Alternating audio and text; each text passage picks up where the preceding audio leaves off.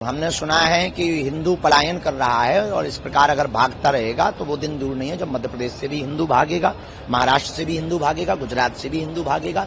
हिंदू डरा हुआ है और डराया जा रहा है, विशेष प्रायोजित तरीके से डराया जा रहा है। किसी के भी आस्था पर पत्थर फेंकना इस बात से दर्शाता है कि ना तो वो मनुष्य कहलाने लायक है, ना वो जीने लायक है। गुना में जो टेकरी सरकार हनुमान जी की भूमि है गुना, वहां पर इस प्रकार का कृत्य होना निंदनीय है। देश को तोड़ने वाले, हिंदुओं को डराने के लिए व विशेष मजहब के लोग अपने मजहब का भौकाल बनाने के लिए इस प्रकार के प्रायोजित तरीके से कृत्य कर रहे हैं। जो हनुमान जी की शोभा यात्रा पर हुआ है, वो कोई भी हो, किसी का भी धर्म हो, चाहे वो यहूदी हो, पारसी हो, मुसलमान हो, ईसाई हो, सबकी अपनी अपनी आस्था होती है। पर किसी के भी आस्था पर पत्थर फेंकना इस बात से दर्शाता है कि ना तो वो मनुष्य कहलाने लायक है, ना वो जीने लायक है। उनको तो भारत सरकार को फांसी की सजा देवे। ऐसे लोगों को कोई भी होवे, किसी भी सनातन परंपरा का होवे और किसी की भी आस्था को ठेस पहुंचाए, उसको तो दंड देना चाहिए। और हम तो वहाँ के मुख्यमंत्री श्री मोहन जी को कहेंगे,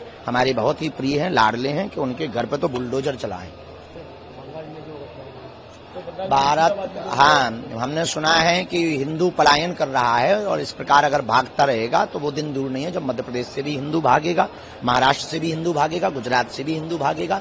हिंदू डरा हुआ है और डराया जा रहा है, विशेष प्रायोजित तरीके से डराया जा रहा है। आज भिवंडी में बागेश्वर बालाजी सनातन मठ में बागेश्वर हनुमान जी की प्राण प्रतिष्ठा हुई, राम दरबार की प्राण प्रतिष्ठा हुई, इस फटकेश्वर महादेव की प्राण प्रतिष्ठा हुई, गणेश जी की प्राण प्रतिष्ठा हुई।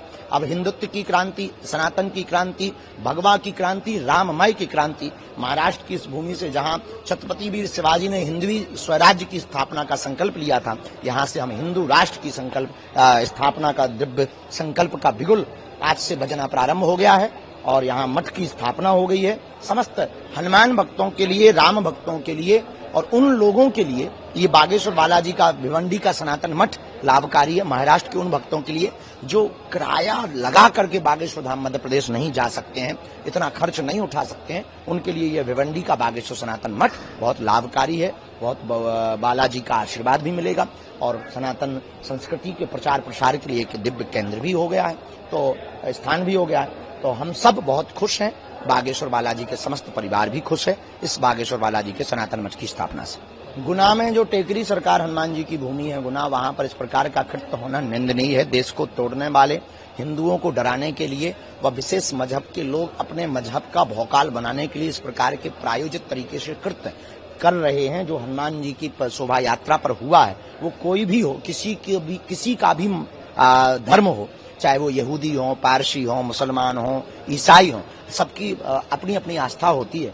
पर किसी के भी आस्था पर पत्थर फेंकना इस बात से दर्शाता है कि ना तो वो मनुष्य कहलाने लायक है, ना वो जीने लायक है। उनको तो भारत सरकार को फांसी की सजा देवे। ऐसे लोगों को कोई भी होवे, किसी भी सनातन परंपरा का होवे और किसी की भी आस्था को ठेस पहुंचाए, उसको तो दंड देना चाहिए। और हम तो वहाँ के मुख्यमंत्री श्री मोहन जी को कहेंगे, हमारे बहुत ही प्रिय हैं, लाडले हैं, कि उनके घर पे तो बुलडोजर चलाएं।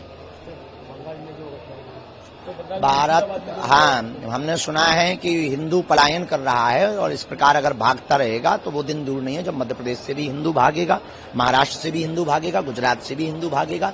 हिंदू डरा हुआ है और डराया जा रहा है, विशेष प्रायोजित तरीके से डराया जा रहा है। अगर आप ये वीडियो YouTube पर देख रहे हैं तो हमारे चैनल को सब्सक्राइब कर बेल आइकन दबाएं और Facebook पर देख रहे हैं तो हमारे पेज को लाइक करें।